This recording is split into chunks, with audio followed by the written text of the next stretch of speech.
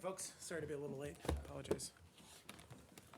I think it's premature to judge what the next administration may or may not do with the Iran deal, the JCPOA.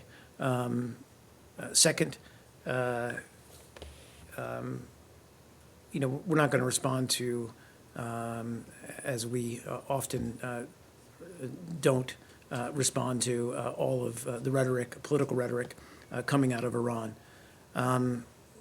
That said, as you heard Secretary Kerry just say in Brussels, and I can reiterate it, is, what we do agree about, and that is not just us in Iran, but it's also the P5+1, is that the JCPOA has been effective.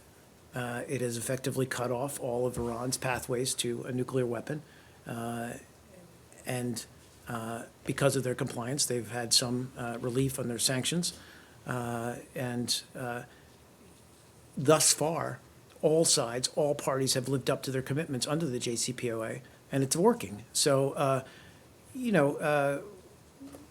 we think it's a good deal. We've said that strongly, both publicly and privately. We're conveying that to the incoming administration. Brad, over to you. Sorry. Yeah, I don't want to go over. We're very clear about this as well. Don't see eye to eye with them on often on cybersecurity, although we've taken steps to address that, and human rights, where we have disagreements with China. As part of our relations with them, we're able to discuss these things and lay them out on the table. With respect to Taiwan, we've been very clear and very forthright in stating what our policy is. And that policy was a major shift at the time, but it helped us get to a place where we are today with China. And we respect that policy, and we retain that policy. Rouhani did sell. It is a very hot button issue for China, clearly. And there were other hot button issues. Of course there are. And that's not to say in any bilateral relations, whether it's with China or with any country, that we don't have disagreements.